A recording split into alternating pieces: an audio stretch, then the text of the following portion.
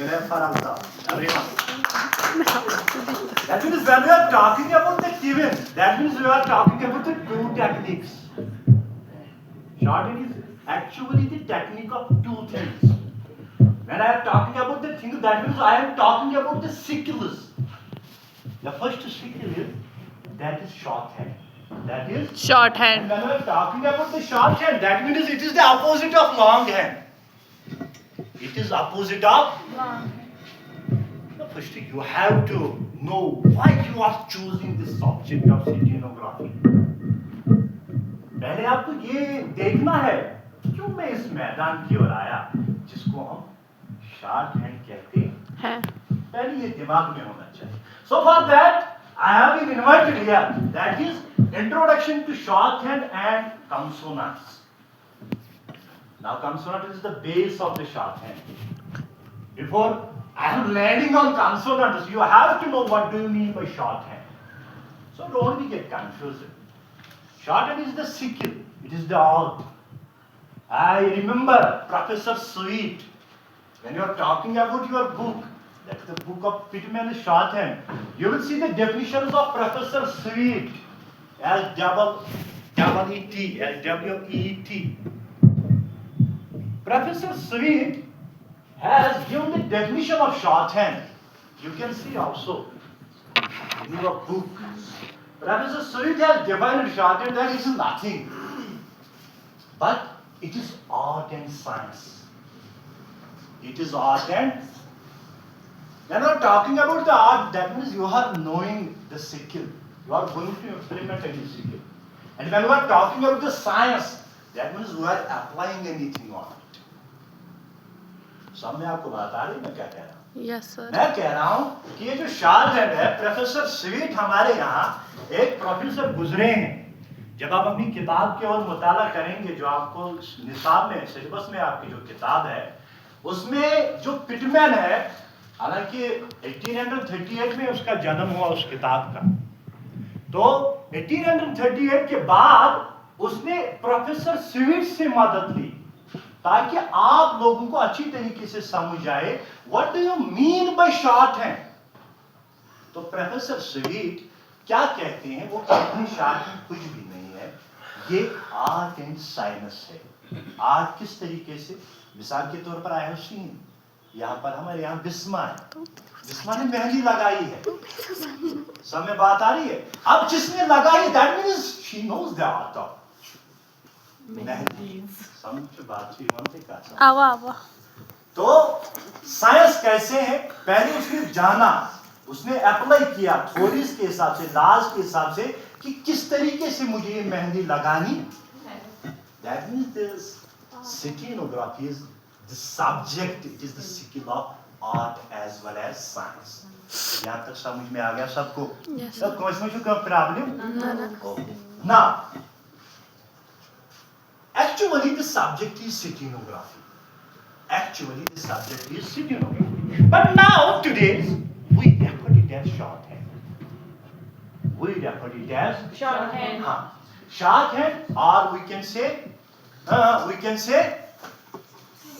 stenography. That means एक ही है, लेकिन इनमें नाम अलग अलग रखे जाते हैं. अब क्योंकि मुझे इंट्रोडक्शन देना है तो मैं थोड़ा सा आपको ये जहन खोलने की कोशिश करूंगा कि स्टेनोग्राफी जो है ये कैसे इवॉल्व हुआ. देखो, मैं टॉकिंग अबाउट द सेंचुरीज. जब हम 4th सेंचुरी की बात करते हैं तो 4 सदी में सबसे पहले जो इनस्क्रिप्शंस देखे गए रिगार्डिंग शॉर्टहैंड वो हमें 4 सदी में मिलते हैं. 4th century. That means the subject is not. It is actually the evaluation of so many years. अब 1838 में या 1837 में एक आइडिया आया. किसको? सर इसाक पिटमैन को. उसने एक रिसर्च पेपर लिखा, एक किताब बनाई, किस पे? शॉर्टहैंड. अब मुझे याद आ रहा है कि 1883 के करीब या 1893, सॉरी टू से मुझे थोड़ा याद नहीं है, I think it is 1893, first time here in India it was introduced at Madras. Madras में जो हमारे यहाँ एक शहर है, 1893 में सबसे पहले इस किताब को मुतारिफ किया गया.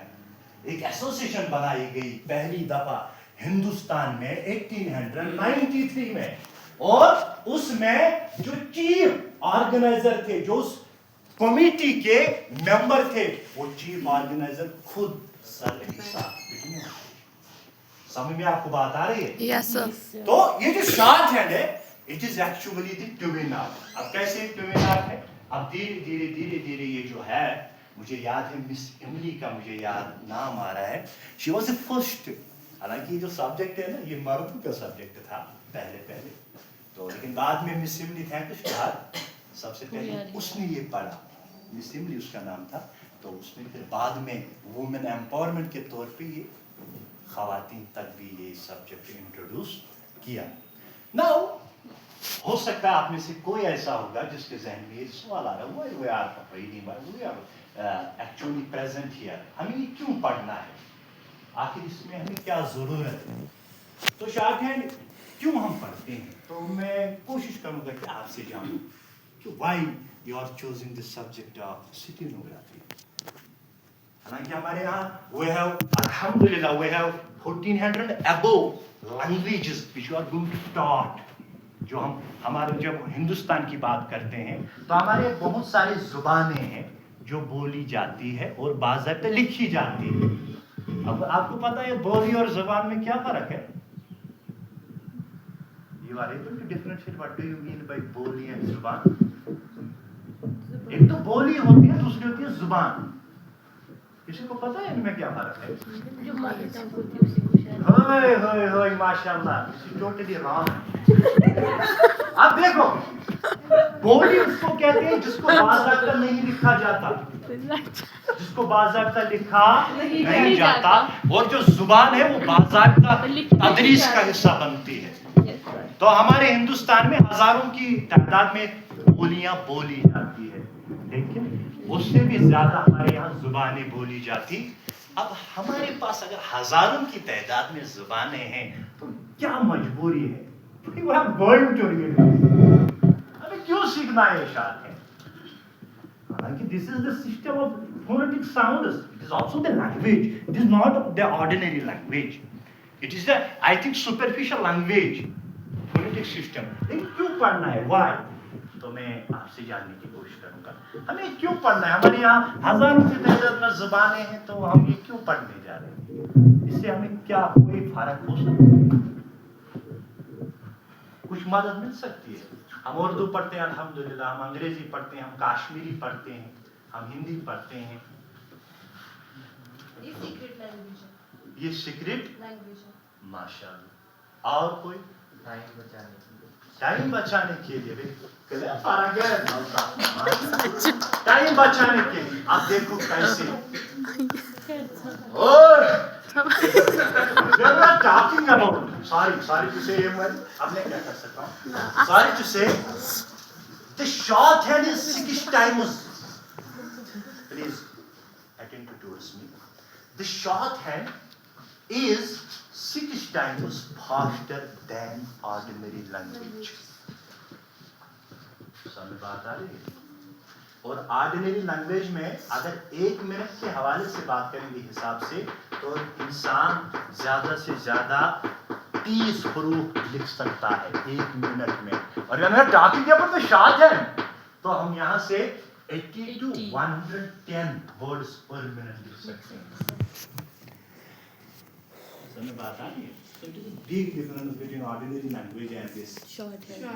That means this is the system of phonetics. When we are talking about the phonetic, that means we are talking about the Sounds. And when we are talking about the sounds, that means we are talking about the echoes. And echoes is only possible when you have जब आपके पास कान हो तभी आपके यहाँ आवाजें आ सकती। और याद रखो, this system is focuses on the sound. यहाँ पर सिर्फ साउंड के ऊपर काम किया जाता है। we are not stressing upon कोई गुंजाइश जिस तरीके से आप सुनते हो उसी तरीके से आपको इंटरप्रेट करना होता। सब में बात आ रही है? आ रहे हैं ना आपको? अच्छा, to be very very frank, यहाँ तक किसी को कोई प्रॉब्लम है? सच कहना, Lalindri means pose. No, sir, no. Is there anyone who have any difficulty? No. समझ में आ रहा है? Okay. Germany में time हो. Okay, I will. मैं 2-3 मिनट बोल दूँगा क्योंकि उसके बाद एक तो इर्शाद साहब की भी प्रेजेंटेशन है. So now you are the aware. Look towards me, please. Now you are aware about the concept of shorthand. Aware हो गई? Yes, हो sir. गई कि नहीं? Yes, sir. Another concept that is consonant. That is Consonant. Lalindri. Okay, if you stand up, tell me what do you mean by the consonant? What do you mean by the term consonant? Consonant किसको कहते हैं?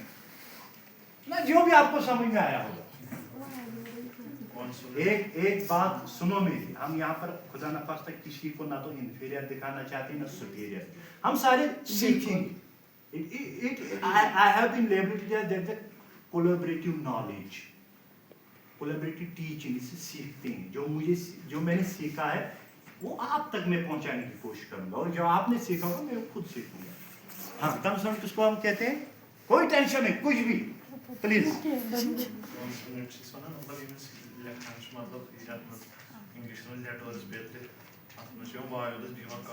वाह वाह वाह. Please sit down. Mashallah. You, Samira? Anybody? Any other? जब हम छोटे बच्चे थे, नन्हे बच्चे थे, छोटे से, तो हमें कहा जाता था कि when we are talking about any subject, जब हम कोई सब्जेक्ट पढ़ते हैं तो हमको वहाँ पर हुरूफ पढ़ाए जाते थे या लेटर्स पढ़ाए जाते थे या जिनको हम अल्फाबेट भी नाम देते हैं तो उनको हम कॉन्सोनेंट कहते हैं. लेकिन इनमें कुछ ऐसे अल्फाबेट होते थे जिनको हम वॉवेल का नाम देते हैं. लेकिन मैंने कहा ना कि जब इसाक साहब ने ये किताब बनाई, इस किताब को समझाने के लिए उनको डेफिनिशंस का सहारा लेना पड़ा और डेफिनिशंस के लिए उन्होंने प्रोफेसर स्वीट का इंतखाब किया. समझ में बात आ रही है? इसका मतलब है जो भी हम यहाँ पर डिफाइन करने जा रहे हैं we have to know what actually the professor Sweet is going to tell us. समझ में बात आ रही है? अब प्रोफेसर स्वीट क्या कहते हैं लालिंदरी? वो कहते हैं जब भी आप कोई लेटर, जब भी आप कोई वर्ड कहते हैं, पढ़ते हैं और उस दौरान, उस दरमियान में अगर आपकी सांसें जो है वो खत्म होने के करीब है या रुक जाती है, now उस वक्त समझ लेना that you are talking about a consonant. समझो इमान. प्रोफेसर स्वीट सो बनान दपान यम साथे का लेटर पढ़ो, यम साथे का वर्ड पढ़ो, अगर तो वर्ड पढ़ने दौरान तो शागो बंद या बाशो इस मरो. मैं बात आ रहे, मैं इसको अपनी तरीके से पेश कर रहा हूँ ताकि आपको बिल्कुल समझ में आए. इसके बाद इरशाद साहब आपको वायरलेस पढ़ाएंगे, उसको फिर आपको अच्छे से समझ में आएगी. तो स्वीट माना दफा यम साथे का वर्ड पढ़ो, का लेटर पढ़ो तो एक शाह बंद. समझो लालिंदरी कॉन्सोनेंट. मिसाल के तौर पर तर सारी पढ़ो टी टी, तर डी पढ़ो डी. समझो बात? सोच बासा हवा से अंदर की तितर बितर चला. अब अगर नहीं याद रोजू ये दपन महीन परेशानी ये वना प्रोफेसर स्वीट दपान तेल थो ब्याक डेफिनेशन याद. कॉन्सोनेंट्स चल वावेल बगैर वावेलस मदद ह्यून. अगर नहीं ये तरह फिक्र दपान यम तुम ऑलरेडी पढ़ो यम वन पढ़ो कॉन्सोनेंटन मज ये तुम याद थो अम बगैर यम इन तम गई वावेलस. तमिक मतलब गो इन दोन पान वन वाट कत कर. लेकिन more stress on consonant because this is the base of the short. मुझे लगता है यहाँ तक काफी है. ठीक है? Yes sir. Thank you.